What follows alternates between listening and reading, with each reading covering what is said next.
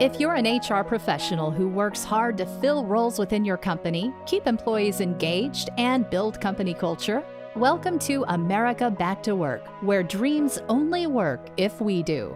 We'll share wide-ranging issues surrounding pre-employment background screening, HR topics such as recruiting, hiring, labor trends, and company culture, as well as broader HR-influenced business topics such as customer experience, service level excellence, and protecting what matters through best practices in prevention, protection, and corporate security. America Back to Work is brought to you by S2 Verify. Here's your host, Arnette Heintze. Welcome to America Back to Work, brought to you by S2 Verify, where our purpose is to help you hire with confidence and manage insider risk. I'm your host, Arnette Heintze. Thank you for joining. Today, I'm thrilled to have Bill Whitford and Jim Zimbardi join me for our show. As my partners in starting S2 Verify, we've got a wonderful story to share with you. I think you're going to hear a little bit about our backgrounds and understand why we came together and to create this wonderful pre-employment background screening business. We're thrilled every day when we start work, and we've got a team that is supporting everything the business is trying to do, and we're just accomplishing a great deal. So, guys, thanks for joining me today. Thanks, Arnette. Good to be here. Yeah. Good. And we're all coming from different areas. I'm outside of Chicago. Today, Bill is in our headquarters outside of Atlanta, and Jim is at Yale Background Screening, which is a company we acquired here about 2 months ago. So glad we were all able to get our schedules together. To start things off, Bill, let's start with you, because actually you're really the driving force behind the creation of S2 Verify, and it happened one day when I got a call from you. But before we get to that point, why don't you share with us the story about your professional career and how you got so passionate about this industry?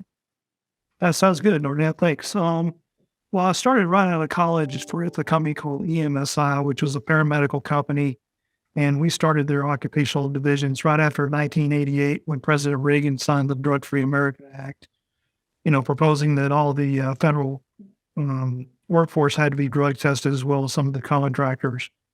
And so that was my first job. And some of our big clients at that time were obviously the Fortune 500 companies. We did a lot of work for Exxon at that point because it was right after the Valdez incident. And some of the other, government agencies we had was U.S. Customs, DEA, FBI, ATF, and the Secret Service with a guy named Mike Stevens, which I think you know, Arnette. Yep. And so that was my first foray into the occupational health and drug testing industry. From there, I went to a couple of startups. I went to American Biotest as a sales guy. They got bought by Nichols. Start to hear that everywhere I go got bought. So I've been in a lot of different jobs, not by choice, but fortunately, acquisition. So I guess it was good for the owners. Then I went to Nichols Institute, who bought American Biotest. There I was in charge of their inside sales and proposals. It was going to be bought by a company called MetPath, which is now Quest.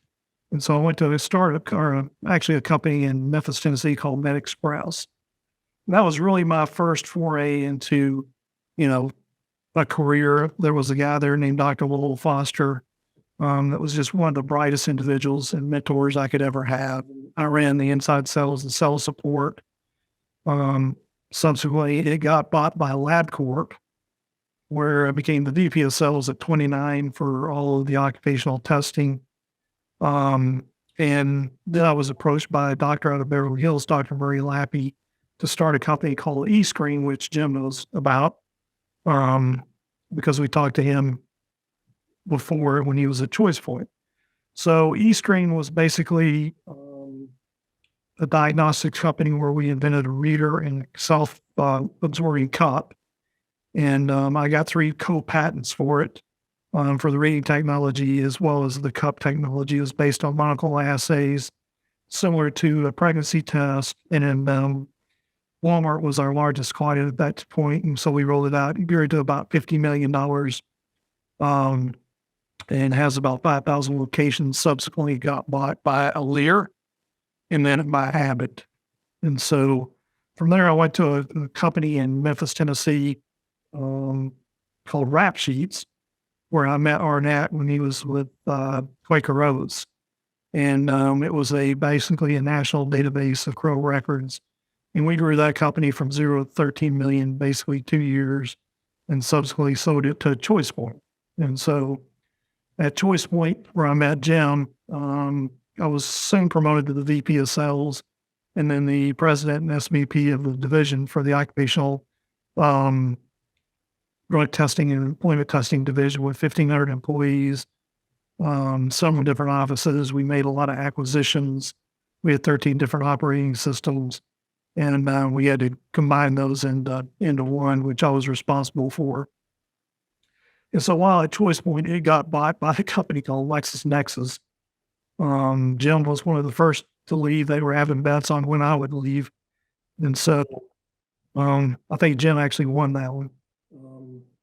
And I left within about a month and started thinking, and I called Arnette about starting a company called, we didn't know what the name was at that time, but starting a company in the employment screening services market, because really I wanted to find, a way to eliminate all the problems that I've had in previous past. So eScreen was a great learning experience because it took the drug testing from 2 days to 15 minutes. So any negative drug test went from, 2 days to 15 minutes. So that credit file's obviously instant.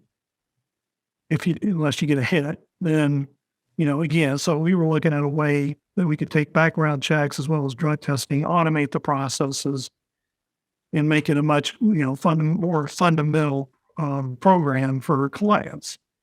So I called Arnette and he said, yeah, sounds exciting. Let me, get into that.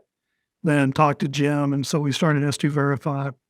And the name actually came up. My wife and I were on our way to my mother-in-law's for Thanksgiving. And we were trying to think of a name and going on GoDaddy to look at different domain names. We came across S2 Verify. So we're trying to come up with a name. And so I came up with S2 Verify, that stands for Secret Service after Arnette. And so basically S2 Verify had a domain name that was available. So we named the name. I actually went on to, did a Google search and found somebody to do the logo. It cost me $39. And they came back with 3 different logos. And the one we see today is the one I picked out. Jim and Arnette loved it. So that's how the company got started. So. Well, that's fabulous. And I remember, Bill, that, it goes back when your time was at Rap Sheets, and you were helping me understand, the spectrum of criminal records that were out there, because, after 9/11, many businesses in America were really starting to step up pre-employment screening efforts. So I know in the future, we're going to be talking about the process of background screening and all the complexity that goes into this space, because there's a lot going on here. So thanks for that overview. And yep, I can remember that, our time together when you worked at ChoicePoint, we would collaborate on different initiatives, and then you introduced me to Jim. And so Jim, I think we're at the point now to have you step in and kind of share your professional background and what led you to this decision about departing when you did, and then getting in the boat with us on this. Glad to, Arnette. Thank you. Thanks, Billy. Mine's a little bit different, but not all that different. Kind of a funny story, actually, but I joined Equifax, the credit bureau, in 1976. I think I was 12 years old. My wife, at the time, I was a science major, and I was taking business courses in none other than Erie, Pennsylvania. And I decided I needed to help pay for whatever expenses we had. And I came home and I said, hey, I got this job with Equifax. She said she heard Equiflush, thinking it was aquatic. So after a little discussion about it, nothing to do with fish or science, on my merry way, I spent I spent some really good formative years at Equifax. Like so many folks, started out in sales, operated out of, I guess maybe 9 different stops with Equifax, and landed in Atlanta in the early 90s, then brought in out of a Dallas, Texas-based assignment to head up at that time what they called their investigative services division. Investigative services back in those days was everything from automobile inspections, property inspections, MVRs, and pre-employment screening. And those were the days, Billy, remember some of this, of the big push on nuclear background and kind of all the chaos that went along with that. But worked as a senior VP for Equifax until 1996. In those years, probably learned more about the roots of the industries we serve, particularly pre-employment screening. But in 1996, Equifax made a decision, very conscious one, that they no longer wanted to be in the non-database businesses. They wanted out of anything that involved people for the most part. So everything that looked like investigative services, claims investigations, paramedical, the automobile side of it, there were physical inspections, all kinds of craziness, was in theory going to be put up for sale. And a group of executives, I was one of those, decided to trade. That was the deal with Equifax. We had to turn in our Equifax shares in exchange for the assets of this company. Turned out to be a tax-free spin to all shareholders, but there were 12 of us that said, okay, we'll do this. And resulting in 1996 in the formation of ChoicePoint. And what ChoicePoint was in the early days was nothing more than, we got referred to it as this way, as the old Equifax Insurance Services Division. Long story short, in this category was, I took over the sales responsibility for the entire organization as we shrunk it from about $500 million down to about $325 million by selling off assets we didn't want and divesting ourselves of assets we didn't need, and then began our way back. Of note, when we sold ChoicePoint to LexisNexis at the time, that asset was well over $1 billion in terms of revenue. Shrunk down 325. So it was really quite an accomplishment. My role there, and that's where obviously Billy and I ran into each other, and Arnette, you and I ran into each other, was involved. The nice part was, as a strategic sales organization, I touched everything. Every organization, every aspect of the business, every acquisition, what did it do? Why were we buying it? What was it going to provide? I know Bill and Arnette know this, but ChoicePoint acquired some 80 plus companies in that history, which is not trivial. And as part of being a senior leader there at ChoicePoint, was involved in not only the acquisition strategy, did involve roll-ups, market expansion and market development, but then had responsibility for the majority of the analytics we did, whether they were public records, insurance services, et cetera. Probably of note in there, the first acquisitions that we made were all in the public record space. We acquired a California company called CDB Infotech. And then we acquired, that was not trivial. That was our first foray into the public records world, and then acquired a major player at that time in the space, a company called DBT Online out of Boca Raton, Florida. Combined those two, and we quickly navigated ourselves to one of the largest aggregators of online public record data in the U.S. With that came a lot of the experience that I've kind of carried forward that deals with public records, their source, how to analyze them, the analytics that work with them, how to use them, how to protect them, the framework of privacy around them, et cetera. So it's where a lot of that backdrop came from. Also, part and parcel when Mr. Whitford arrived, we have many a funny story to tell about those Monday morning staff meetings. I could sit back and watch while Bill got his butt grilled and just smile about it. But for the most part, thanks to Bill, I spent a lot of time on the employment screening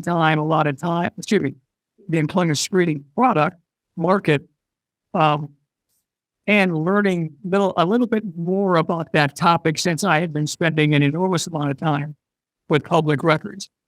That leads me to probably, not one of the more exciting times in our history, but certainly one of the more exciting times if you were in the time and space that we were in.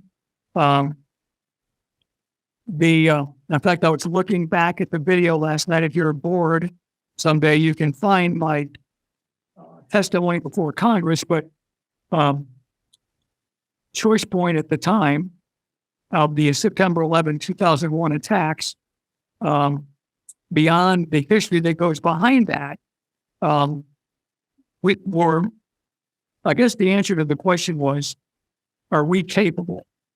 Was the inbound call we got from a person at that time, who I love dearly, Carol B. Batiste. Are we capable of taking on a project? This is now we're moved to, I want to say 2003.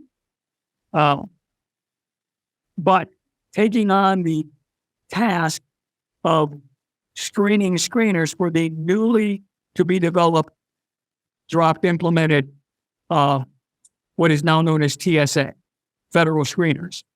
And the caveat was, at the time, it was one of those topics you went, the devil's in the detail. The request was, we need to screen 125,000 screeners in 4 months' time. Can you guys do that? Well, the answer to the question was yes. Turned out to be one of the single largest contracts, be it federal, in the history of Choice Point. Occupied my time 24/7 for all 4 months.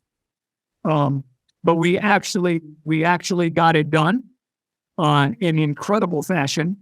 That led to my testimony in 2003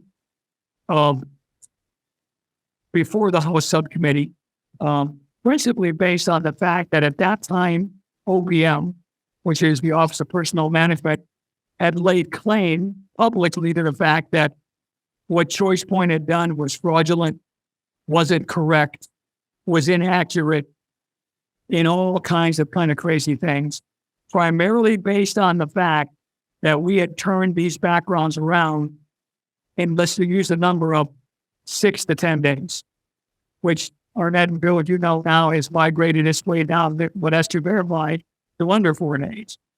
Whereas OPM was claiming a proper background took 6 months to complete. So during that testimony, it got embarrassing for them as we got to talking about how we did business, the advent of public records, the advent of electronic access, the advent of a credit report can be acquired in 1 minute, not 1 month. And on we went on these topics.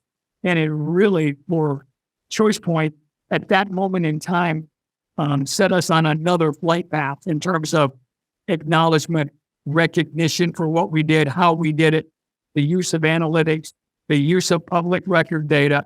And from a screening standpoint for Choice Point, kind of put us on the map in terms of capabilities of handling that kind of volume in that short of time. So we kind of worked through that process, worked my way out of Choice Point the last few years, taking over the government business, primarily deploying a lot of our analytics solutions into a lot of the 3-letter agencies we all know for use of counterterrorism, terrorism foresight. Kind of when we first got to know me personally, Arnette was working to help Choice Point at that time with access, all kinds of animals in terms of getting these agencies to not understand the value of the data, but the deploying of the analytics. We bought a London-based company that was completely focused on public data analytics. So really set the stage for me personally for a lot of what we have been able to do in S2 Verify in combination with the knowledge that Billy brought forward and the knowledge that Arnette's brought forward. So in 2009, I guess, Billy, he had to stick around longer, but LexisNexis said, Jim, we'd like you to leave. And I think I was gone before they put the period at the end of the E. And I was pretending to be retired, sitting in a Starbucks one day when Mr. Whitford called me and said, of course we can do this. And kind of here we are today. So after 10 plus years at S2 Verify, I've probably earned the right to talk a little bit about what we found. Yeah, that's fabulous. Thanks so much, Jim. It's been an exciting journey along the way. From the beginning, Bill has served as our chief executive officer, and Jim, you've been serving as the president and overseeing all of the compliance oversight that we need in this industry. And in our future conversations, I look forward to us talking about the dynamics of not only the background screening process, all the complexity, all of the records, all of the nuances with, pre-employment screening, not only pre-employment, but also ongoing screening, which we're finding more and more companies are doing on a regular basis. And Jim, in your role with the compliance from the various government oversights, not only from the federal government, but also state, because there are many states that are really actively engaged in the oversight of pre-employment screening. So those have been two critical roles that have led to the success of the company. And, the data management that you've referred to, the analytics that goes into this, we've been able to bring the best in technology and the best in process and the best in people together to form our approach into this industry. So, and I'll give just a very quick summary of my background as we look at this founder's overview here. And I'll have to say that for me, the interest in this space, not just background screening, but also in the general world of security and the world of protection and investigations, began on June 5th, 1968. I was 13 years old, living in South Louisiana, and I remember coming in from cutting grass that afternoon and my father watching the Walter Cronkite Evening News, and I remember Walter Cronkite saying, and the president has dispatched the Secret Service to protect the remaining presidential candidates. And I ran to the World Book encyclopedias we had just acquired and really just came to understand what the mission and the purpose of the Secret Service was. So that set my life course on a path. And, I knew I wanted to get in the Secret Service. And as I entered into law enforcement in the mid-70s, the Secret Service wasn't hiring much, but that world changed. It'll be 42 years ago tomorrow, on March 30th, 1981, when the assassination attempt happened with President Reagan. That led to a widespread initiative by the Secret Service to hire more people. And I was in that first group of agents that joined the agency in 1983. And just a marvelous career. It brought my world of understanding protection and the investigative process to a good level. But then, as we've heard discussion already on 9/11, that changed everybody's world. And that was the third driving influence that impacted my decisions on career. And I knew then that I wanted to go out and create a security risk management firm, which I did. Had a brief stop at PepsiCo, which had just acquired Quaker Oats, as Bill mentioned earlier. They were looking for a chief security officer, which I served for a short period of time. And while I was there, I had no doubt that I wanted to get the business going that I did, which ultimately was Arnette Heintze, and ultimately sold that to Jensen Hughes in 2019. But along the way, Bill had reached out, and Bill, Jim, and I started having conversations about this background screening business. And I'll tell you, it's been a marvelous journey ever since we've started in. And, as I reflect back, so that was 2009, and here we are in 2023. So we've got a good 13, 14-year period here of running a phenomenal operation. And it's, I give my hat goes off to both Bill and Jim for seeing us through this journey.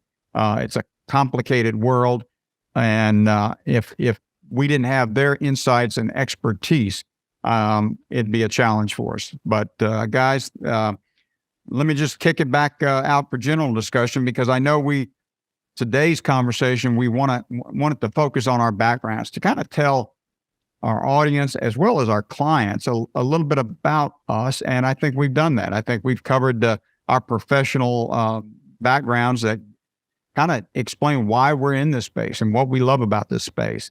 Bill, let me kick it back to you for any observations you'd like to share with the audience. Yeah, Arnette, I think that, I've been in enough startups, and through seeing what was, the right thing to do, what was the wrong thing to do. So I think here we've been able to, by getting you and Jim involved, do the right things for our clients. We've grown from 0 to over 13,000 clients in the 14 years that we've been in business. Our clients, tend to don't leave us, and we do that. We do service them, I would say better than anybody else out there. And so it's been an exciting time for me to see it grow from, 1 employee to 100 employees, from 0 in revenue to, approaching 20 million in revenue. And it's kind of interesting to think back of where we started and where we're at today. Yeah. This industry, for our audience, to help them appreciate the industry itself, it's about 1,200 organizations that have pre-employment and background screening services today. So it's a large industry. And Bill, the revenue size of it, isn't it somewhere, it's about 1.2 billion, is that right? Or is it larger than that? It depends on what, market you're looking at. So you included the drug testing side, it's probably closer to $2 billion. Yep. Some of those numbers are double counted because, some of the bigger players do drug testing, but they also use laboratories that account for that revenue. But it's a sizable market. There's about over 1,000 background companies. Most of them are small mom and pops, and we're one of the few. In fact, Jim, I think there's probably less than 200 accredited background companies out there. And so, we're one of the few out there, and we're in, at least in the top, 20-25% of the background companies out there. So, Bill, if you would, you mentioned it real briefly. You talked about accreditation. I think our audience might appreciate some insight into what it means to be accredited in this space. Why don't you give us a little overview of that? Sure. I think I'm going to defer to Jim since he's our compliance officer and, takes care of the accreditations. I'll let him kind of weigh in. For me, it's a stamp of approval on our own association that we're doing things correctly. And so we have to follow a pretty rigid, schedule of items that we have to do to make sure that we're accredited and stay accredited. And so I'll let Jim, address the rest of that. Great. Thank you, Billy. Arnette, you mentioned we're at Yale today, and that is exactly what we're doing. And it's giving us the leverage to do a number of things, but specifically, that process is a very regimented, shall I call it discipline, where every process within the business is isolated, reviewed, and meets a certain standard or criteria as laid out, if you will, by the governing organization under which the accreditation is given. So therefore, when we look at the business itself, when Billy and I took this on in 2014, it was like, I guess we've forgotten, because you realize now just how much of a discipline that is. Now, equally as important Billy knows too, about maybe the mid-teens, 2015, 16, 17, all of a sudden, RFPs, as we call them, request for proposals, were coming in, and it was a question on the forum. Are you an accredited CRA? And we hadn't seen that before. Because the accreditation gives a client a comfort level of knowing these guys play by the rules. Their processes are what they say they are. We can trust the fact that they collect, gather, and process records, verifications, whatever they might be, the way that they're supposed to be done. And obviously, we leverage that a lot in the marketplace.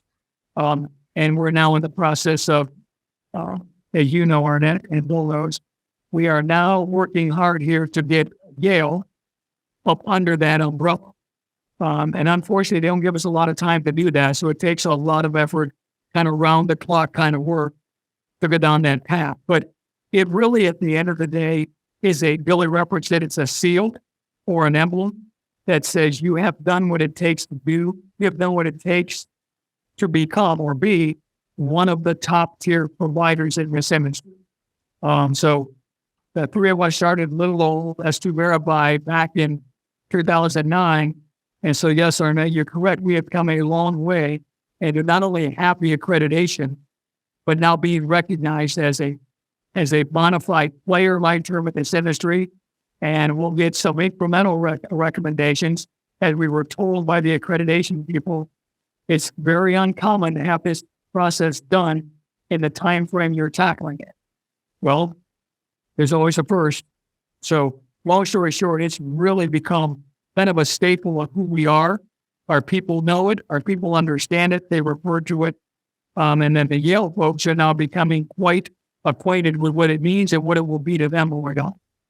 Yep. So in some of the future sessions that we're going to do, Jim, I know there's categories that you oversee in your role as the chief compliance officer. So we want to be able to talk about compliance, not only with the FCRA, but the EEOC. And there's a lot of elements there that our audience will find interesting.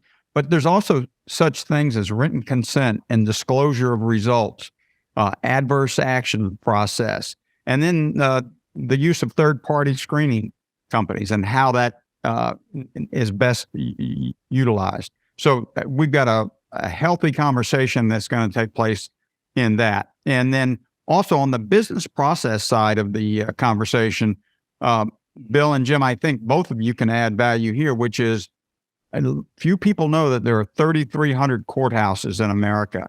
And that's where the information that we're trying to obtain to provide to our clients, if it's conviction information, it is spread out across the country in different avenues of collection. So that'll be a great conversation. Also, there's a period of time that we can only pull records for, and then there's federal records to also take in consideration. So the background screening process is a comprehensive effort to uncover information that, could help a hiring manager in a company make the right decision. So, guys, I think we've come to a great time to kind of segue into a conclusion here. And, what I'd like to do is set the tone for our next podcast with a guy by the name of Doug Simon. And so for our audience next week, America Back to Work continues with our conversation about Metaverse 3.0 and its implications for HR with Doug Simon. He's the founder and CEO of DS Media. And it goes without saying, let's get America back to work, because dreams only work if we do. If you want to stay abreast of HR, recruiting, and hiring trends, tips, and tools, make sure you subscribe to America Back to Work. If you enjoyed this episode, leave us a rating and a review.